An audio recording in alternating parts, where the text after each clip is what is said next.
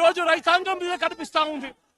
ఈ రోజు ప్రతి విషయంలోనూ కూడా రైతులు ఈ ప్రభుత్వంలో నష్టపోయిన పరిస్థితుల మధ్య చంద్రబాబు నాయుడు గారు ఇప్పటికైనా కళ్ళు తెరవాలి, గుంటూరు మిర్చి యార్డుకు రావాలి, వచ్చి రైతుల కష్టాలు తెలుసుకొని రైతులకు కనీస గిట్టుబాటు ధర వచ్చే విధంగా రైతుల కోసం చంద్రబాబు నాయుడు గారు గట్టిగా నిలబడకపోతే తీవ్రమైన పరిణామాలుంటాయి. రాబోయే రోజుల్లో రైతుల తరపున చంద్రబాబు నాయుడు గారిని హెచ్చరిస్తా ఉన్నాం. ఈ రోజు ఇక్కడ కూడా పరిస్థితి ఏమిటి అంటే, ఒక ప్రతిపక్ష నాయకుడు ఇక్కడికి వస్తున్నాడు అనంటే, రైతులతో మాట్లాడే ప్రయత్నం చేస్తున్నాడు అనంటే, కనీసం పోలీసుల భద్రత కూడా చంద్రబాబు నాయుడు గారు ఇవ్వని పరిస్థితి. నేను ఇదే చంద్రబాబు నాయుడు గారికి చెప్తా ఉన్నా, ఎల్లకాలం మీ ప్రభుత్వం ఉండదు. రేపొద్దున ప్రతిపక్షంలో మీరు కూర్చున్నప్పుడు ఇదే మాదిరిగా పోలీసు భద్రత మేము తీసేస్తే ఎలా ఉంటుందో ఒక్కసారి ఆలోచన చేసుకో చంద్రబాబు. నువ్వు చేస్తా ఉన్నది కరెక్టా కాదా అన్నది కూడా ఒకసారి ఆలోచన చేసుకోమని చంద్రబాబు నాయుడు గారికి ఈ సందర్భంగా గట్టిగా చెప్తా ఉన్నాం, విజ్ఞప్తి చేస్తూ.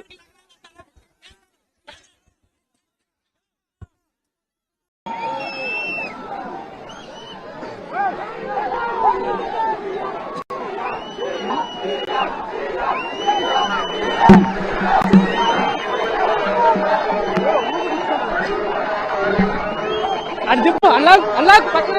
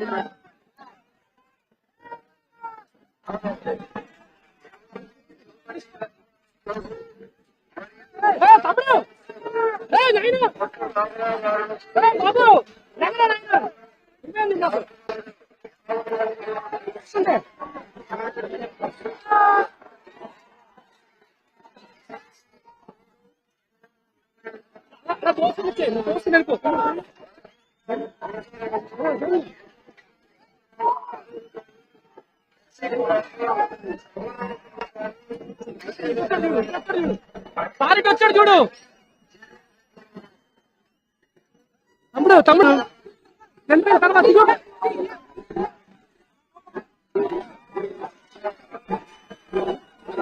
రోజు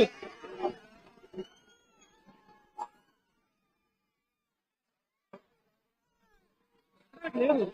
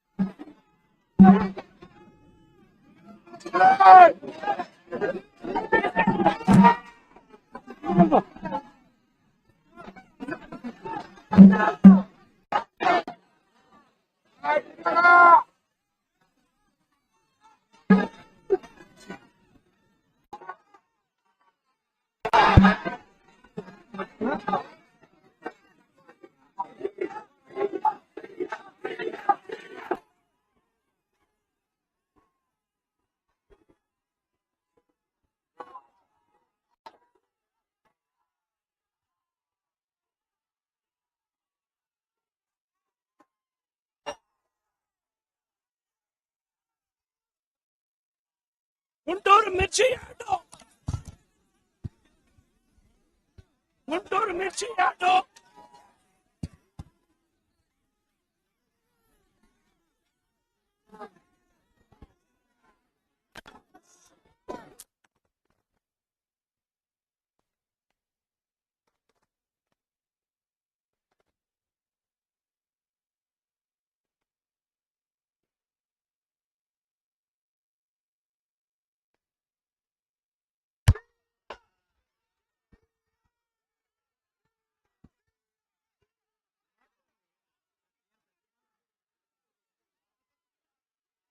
గుంటూరు మిర్చి యార్డు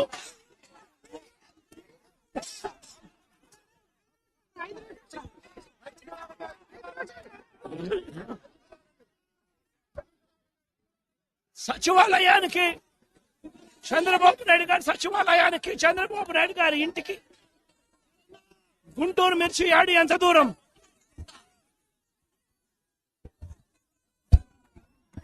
సచివాలయానికి తన సచివాలయానికి పూతవేటు దూరంలో ఉన్న గుంటూరు మిర్చి యార్డులో రైతులు పడతా ఉన్న అవస్థలో చంద్రబాబు నాయుడు గారికి అర్థం కావడం లేదు.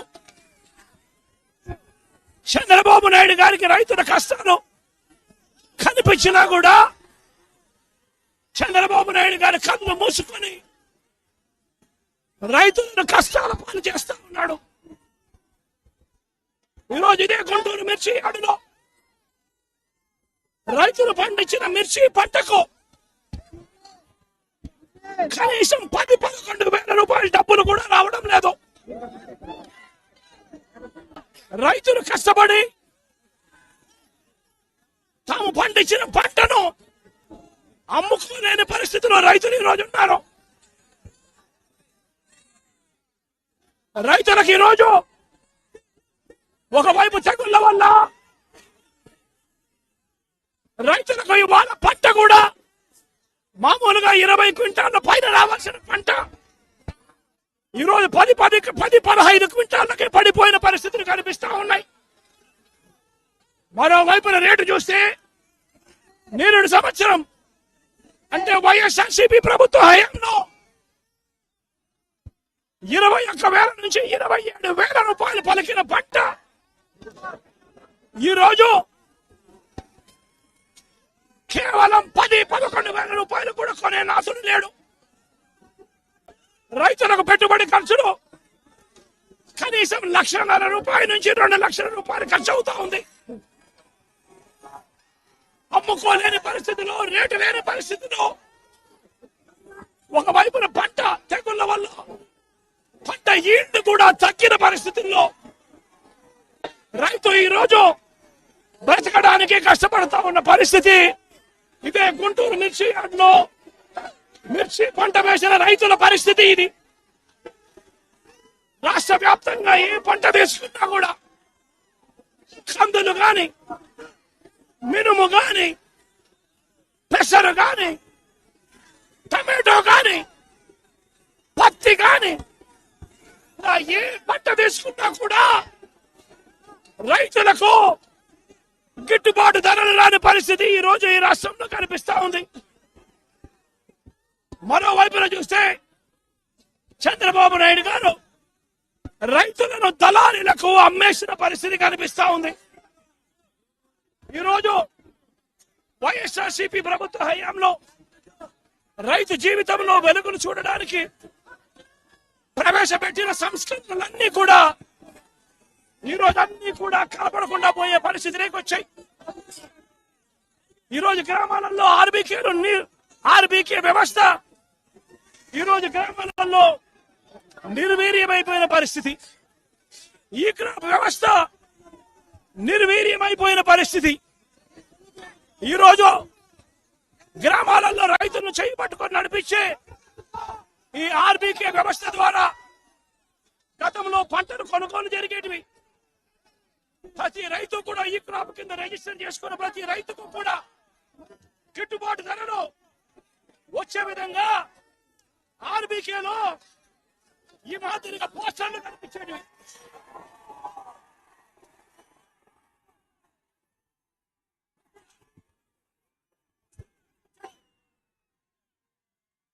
ఈ గిట్టుబాటు ధరల కంటే కూడా తక్కువ రేటుకు ఏ రైతు అమ్ముకోవాల్సిన పరిస్థితి వచ్చేది కాదు.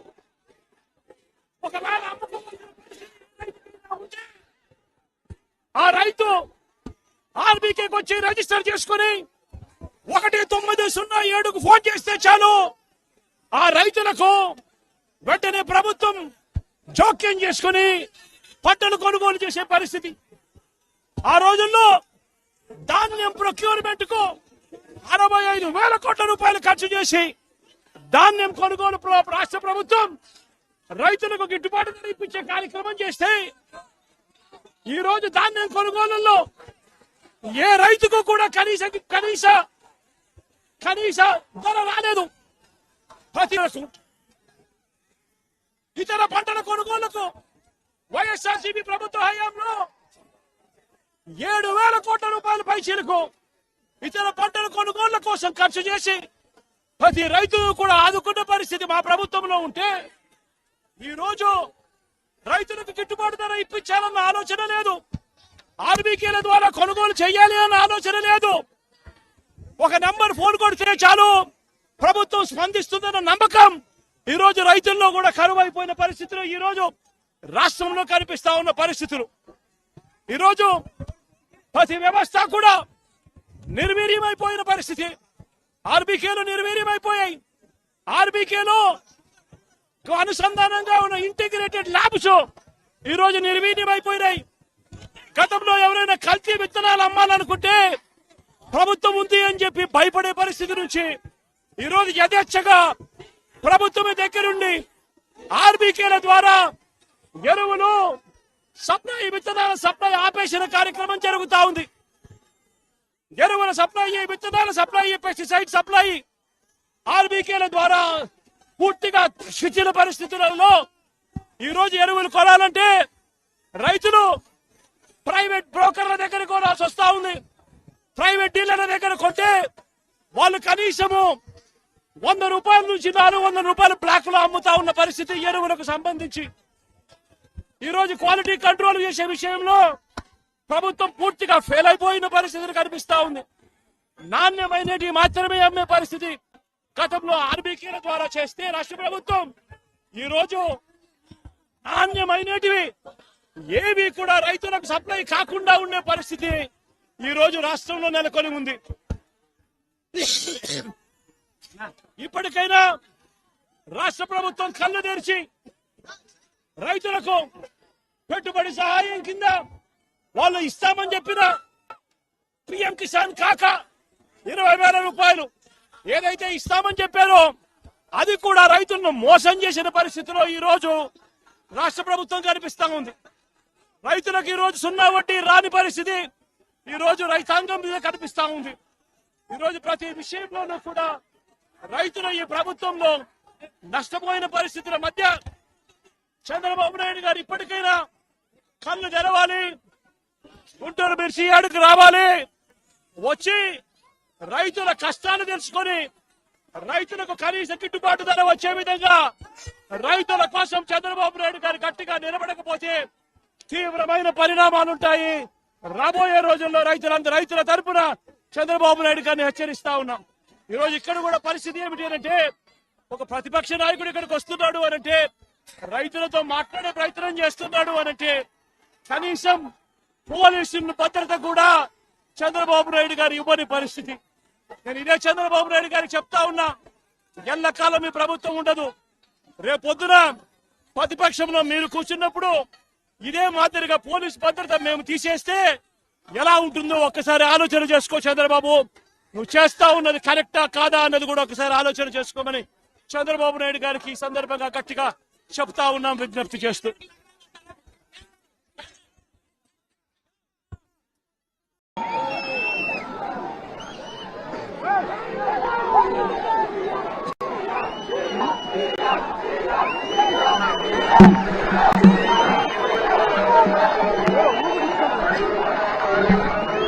అది చెప్పు అల్లా అల్లా పక్కన పక్కన రాగండి. లేదు పక్కన లేదు అప్పుడు సైడ్ అప్పుడు సైడ్ సైడ్ ఈ పైకి ఈ పైకి పక్కన